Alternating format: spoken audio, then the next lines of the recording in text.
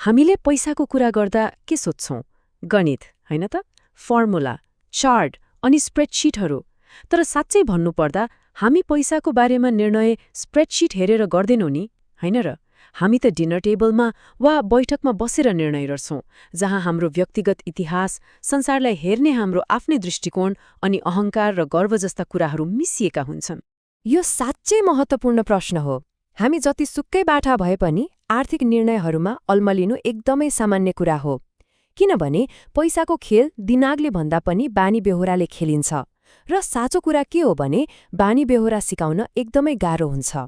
यो भनाइले सबै कुरा प्रष्ट पार्छ। भन्नुको मतलब हाम्रो पैसासँगको सम्बन्ध फर्मुलाले होइन, हाम्रो मनोविज्ञानले चलाउँछ। हाम्रो भावना, डर र इच्छाहरूले हाम्रो आर्थिक निर्णयमा सबैभन्दा ठूलो भूमिका खेलिरहेका हुन्छन्। ल, अब पहिलो खण्डमा जाउँ र एउटा सबैभन्दा ठूलो भ्रमलाई तोडौँ। त्यो के हो भने पैसाको मामिलामा सबै कुरा तर्कसङ्गत हुन्छ। बाहिरबाट हेर्दा कसैले गरेको आर्थिक निर्णय हामीलाई पागलपन जस्तो लाग्न सक्छ।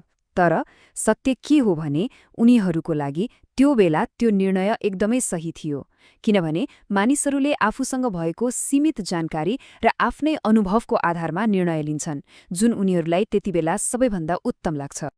अब कुरा गरौँ हाम्रो व्यक्तिगत अनुभवको, जसले पैसालाई हेर्ने हाम्रो पुरै दृष्टिकोण नै बनाइदिन्छ, चाहे त्यो अनुभव तथ्याङ्कको हिसाबले जतिसुकै सानो किन नहोस्।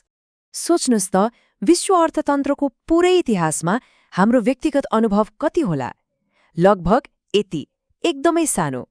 हामीले देखेको, भोगेको र पढेको कुरा संसारमा भएको सबै कुराको एक मिनिस्क्युल अंश मात्र हो। तर अचम्मको कुरा के छ भने त्यही सानो अनुभवले नै हाम्रो आर्थिक सोचको लगभग 80% हिस्सा ओगटेको हुन्छ। जस्तै जसले उच्च मुद्रास्फीति भोगेको छ उनीहरूले लगानी गर्ने तरिका नै फरक हुन्छ।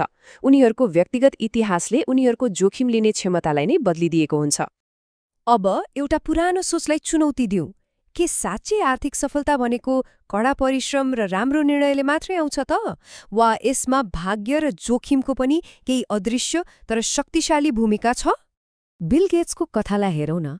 एकातिर उनी पक्कै पनि एक प्रतिभाशाली व्यक्ति हुन्, तर अर्कोतिर उनी भाग्यमानी पनि थिए। उनको सफलता उनको प्रतिभाको मात्र परिणाम थिएन, न त भाग्यको मात्र। दुवै कुरा एकैसाथ सत्य थिए, एक अर्कासँग जोडिएका थिए। यसले हामीलाई एउटा महत्त्वपूर्ण कुरा सिकाउँछ। जोखिम र भाग्य एकै सिक्काका दुई पाटा हुन्। त्यसैले हामीले आफ्नो असफलता र अरूको सफलतालाई हतारमा मूल्याङ्कन गर्नु हुँदैन, किनभने परिणामले मात्रै पूरै कथा बताउँदैन। अब एउटा यस्तो विचारको बारेमा कुरा गरौँ जुन सुन्दा अलि अनौठो लाग्न सक्छ। धनी बन्न चाहिने सिप र धनी भइरहन चाहिने सिप एकदमै फरक हुन्छन्। एउटा उदाहरण हेरौँ। एकातिर वारेन बफेट, जसको वार्षिक प्रतिफल 22% छ। अर्कोतिर जेम्स साइमन्स, जसको 66% छ। पहिलो नजरमा त साइमन्स नै राम्रो लगानीकर्ता देखिन्छन्, होइन त?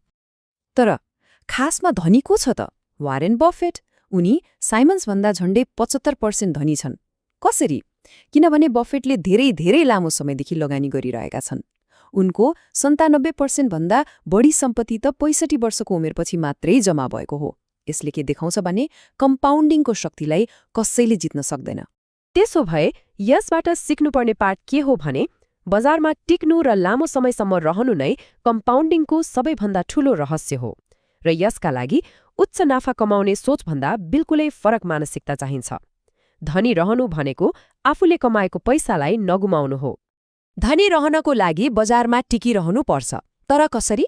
अब हाम्रो अन्तिम खण्डमा लगानीको उतार चढाउलाई सहन मद्दत गर्ने एउटा मानसिक तरिकाबारे कुरा गरौँ। सबैभन्दा पहिले बजार अस्थिरता भनेको के हो? सीधा भाषामा भन्नुपर्दा बजार कहिले माथि जानु, कहिले तल झर्नु र यो लगानीको एउटा सामान्य र अभिन्न अङ्ग हो। सामान्यतया जब बजार घट्छ हामीलाई कस्तो लाग्छ?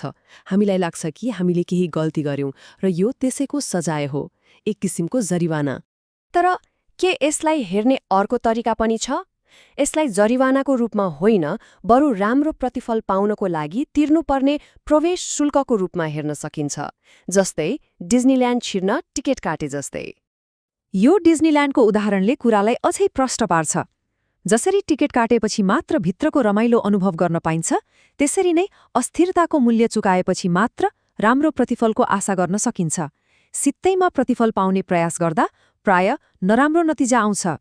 अन्तमा मुख्य कुरा के हो भने पैसाको मामलामा हामीले एकदमै तर्कसङ्गत र चतुर हुनुपर्छ भन्ने छैन। केवल व्यावहारिक र समझदार भए पुग्छ, किनभने लामो समयसम्म टिकिरहनु नै सबैभन्दा ठूलो जित हो। यो विश्लेषणको अन्त्यमा आफैलाई एउटा प्रश्न सोधौं। हाम्रो व्यक्तिगत अनुभवले बनाएको त्यस्तो कुन आर्थिक विश्वास छ जसलाई आज नयाँ दृष्टिकोणले हेर्दा हाम्रो आर्थिक भविष्य अझ राम्रो हुन सक्छ?